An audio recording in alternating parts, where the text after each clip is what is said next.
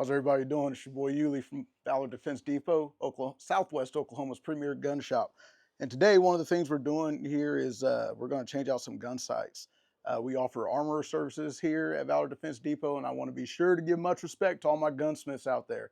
Armoring is different than gunsmithing. I like to think of it as armorers can replace parts, gunsmiths can make parts. So here at Valor Defense, we do have several certified armorers for Glock, Staccato, AR, Remington bolt guns, you name it, we can probably fix it or at least replace the parts for it.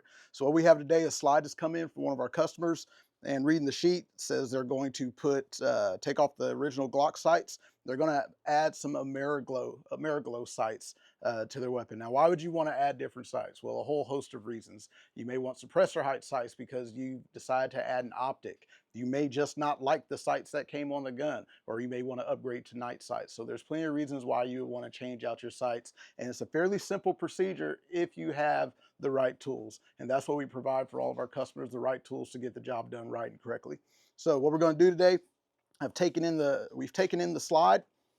I've looked at the sheet, and all I've gotten in this is the slide, not the whole gun. So here I'm working with just the slide and the slide only. So obviously the gun's unloaded. So first part, I'm going to take the recoil spring and barrel out of the slide. This one has a threaded barrel in it, so I'm just going to remove the thread protector. Get the barrel out, so I'm just working with the slide. No need to remove firing pins or anything like that. The tools that we have available to us make it fairly simple to get this job done without some of the extra steps. So here I have a front sight that's already loose. So since it's already loose, I'm just going to go ahead and take my front sight tool and just unscrew that.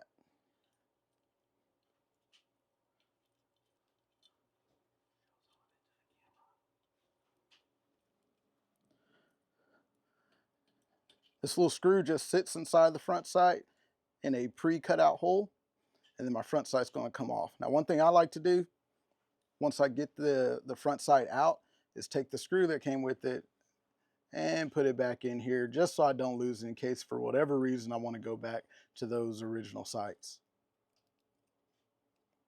I'm going to set that over here. All right, then I'm going to move on to the rear sight. Generally, we're going to use a rear sight pusher because your Glock sights, this rear sight sits in a little channel, and then we're going to basically lock it down in a vise-like object, and then as we add pressure and twists on the device here, it's going to push that rear sight out.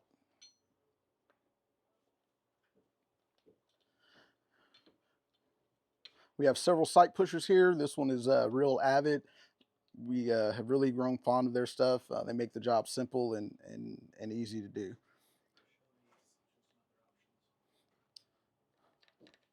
Some other options we have, another real Avid sight. This one's pretty cool because we can set it down on a table or something, put the slide in there, and have everything set up in one motion and get it all knocked out, or in one station and get it all knocked out. Another option we have here is from Wheeler. This is another sight that we use. Has a bunch of options for different guns, Glock, Smith & Wessons, 1911s. So basically any gun that comes in here, we can pretty much get the sights removed off of. So once I have this lined up, I'll start adding a little pressure just to make sure I'm in that track. And then once I'm sure I'm in the track and not going to be pressing up against the slide, then I'll start turning, and I'll instantly start to see that rear sight move.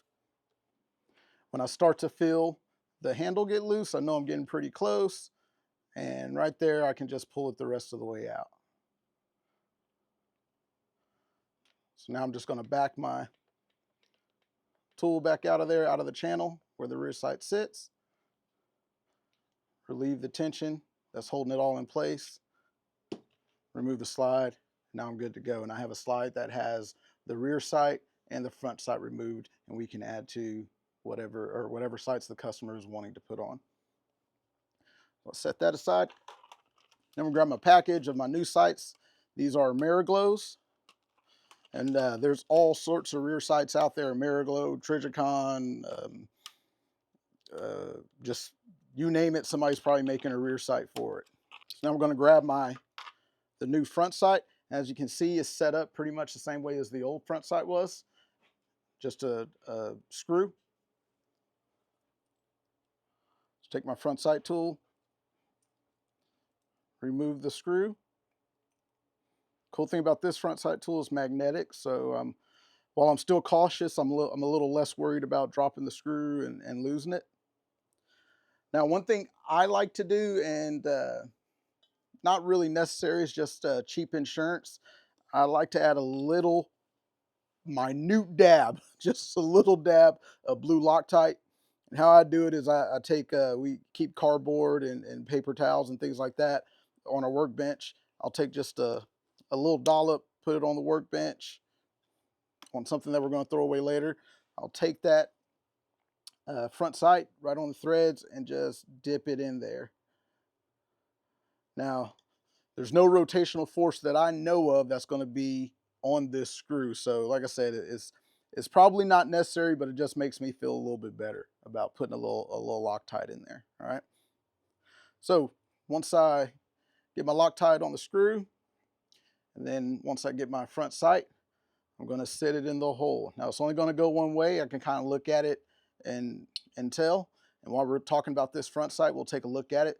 This one has no dot or tritium or aiming point there. That doesn't matter. Some people like the tritium inside, some people don't. Some people like a black dot so that when they're running optics on their weapons, there's not a whole lot in that optic string for them to pay attention to.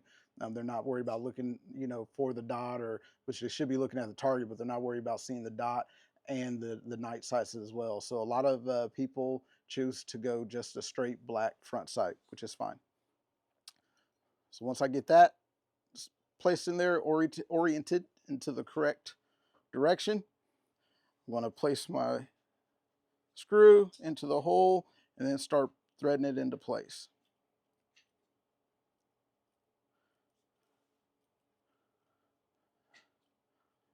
And then I'm just going to make that hand tight, plus a little bit.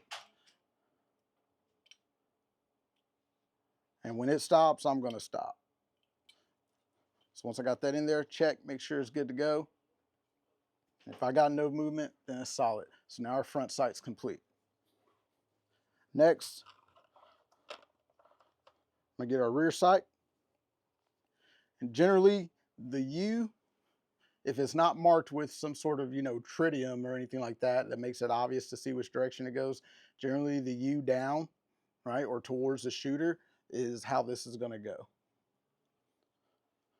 So that the opening in that V or in that U is facing out. All right, so I'm just going to start this one into this channel a little bit. Get it set there.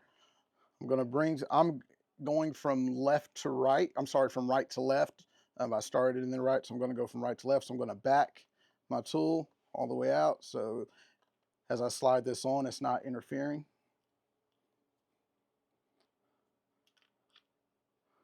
I'm going to set this up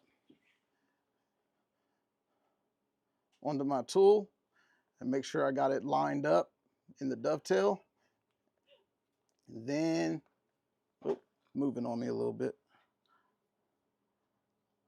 I'm just going to tighten up at the bottom to make sure it all stays in place. And so as I turn, I'm going to look, engage, and see if it is moving. All right. Now this part, putting them on, is going to take a little bit of force.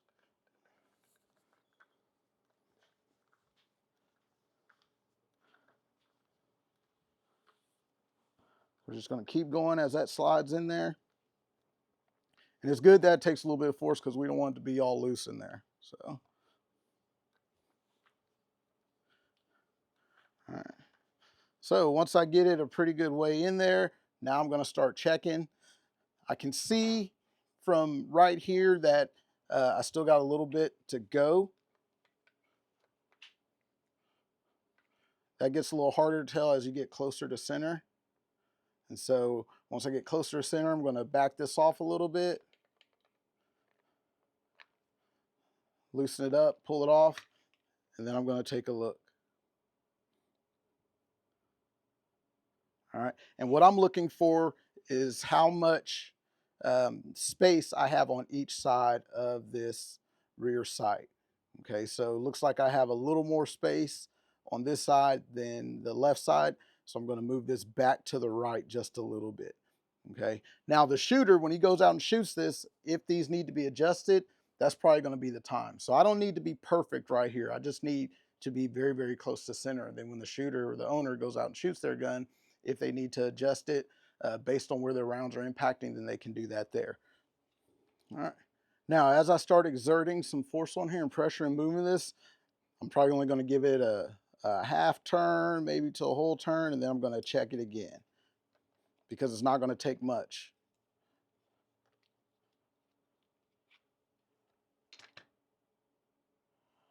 All right, just a little bit more.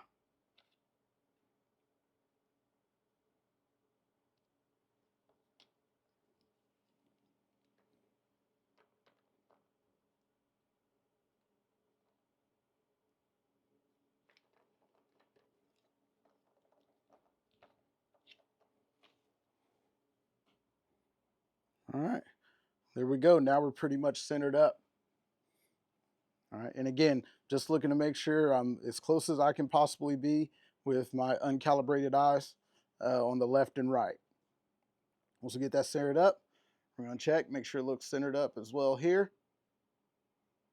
All right, and now this job is complete. So if you need to get some sights put on, upgrade your sights, replace some sights, come on down and see us at Valor Defense Depot, Southwest Oklahoma's premier gun shop, and we'll be sure to get you squared away.